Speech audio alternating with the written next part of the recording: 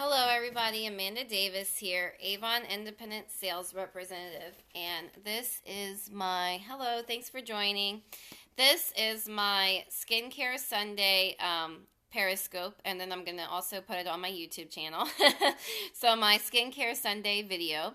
The first week, a couple weeks ago, thank you for the heart, I talked with everybody about the layers of the skin. Last week, I talked with everybody about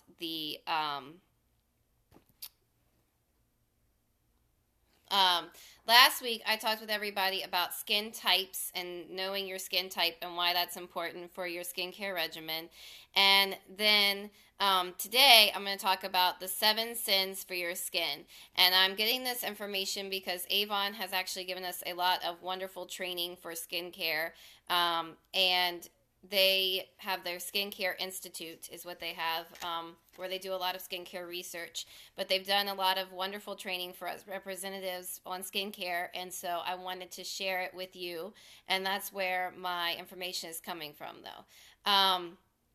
And so thank you, Avon, for giving us this information.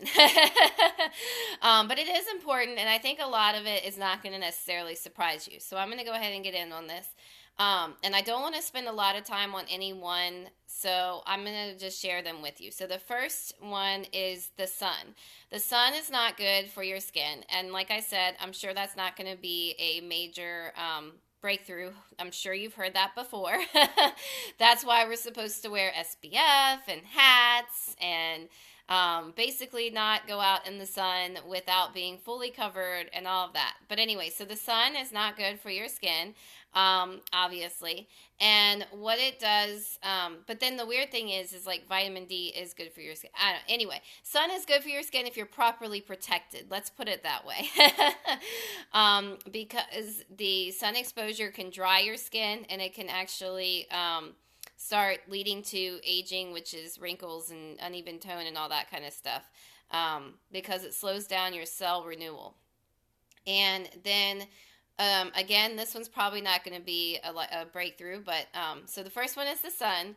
The second one is smoking, and smoking deprives your skin of nutrients and oxygen, which is why that's not good. And then the third one is stress and lack of sleep. And that stress can cause your skin to be extra oily and break out and that kind of thing. And then your lack of sleep also doesn't help because when you sleep, you're renewing your bodies. So one thing that happens is skin renewal. And so if you don't get enough sleep, that is going to be affected. That one I think is probably... well, I'll tell you in a minute. I'm going to share with you in a minute the ones that I think have caused me to age. All right, so we have the sun, smoking, stress and lack of sleep, and then the fourth one is pollution. So if you live somewhere that's very polluted, that can actually affect your skin as well and lead to wrinkles and loss of elasticity. So that's like where your skin starts to sag. Facial expressions. And so with that, they're talking about laugh lines. I'm sure you might hear of laugh lines, frown lines, that kind of thing. All of that eventually, like see right now, you can see these creases. Eventually, it leads to wrinkles. And so that is a fact. Anyway, and then everyday diet. Obviously, eating unhealthy foods is just not healthy for your body, period. And one thing it's going to affect is your skin. And then actually one that I didn't know about until I saw this was sleep positions. How you sleep can affect your skin appearance. And so what they're saying is that side sleeping can cause lines on your cheeks. Sleeping face down can create lines on your forehead, and that sleeping on your back is the best way to sleep to help prevent lines. I guess however you smush yourself against the pillow can cause lines.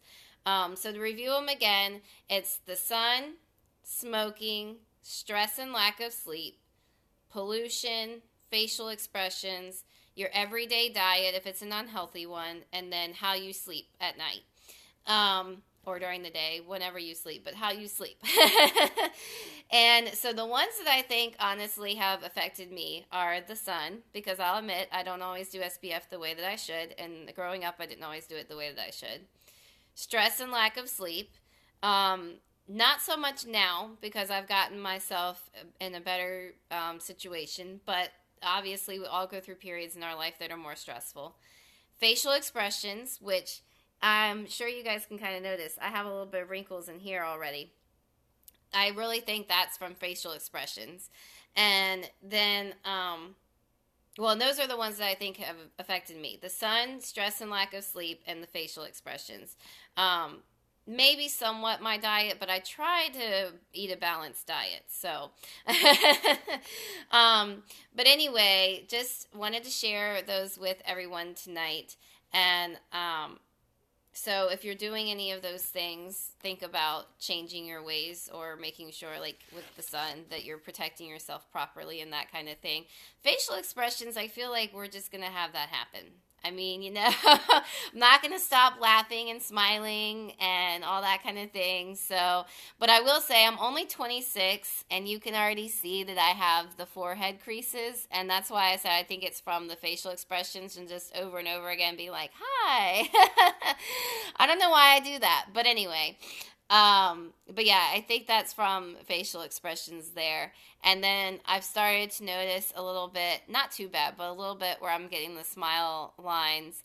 And then I was starting to get a little bit of the crow's feet as well. And again, I'm only 26. So it is a true factor. But anyway, thanks for joining me. Next week, I'm going to share the stages that your skin can age in.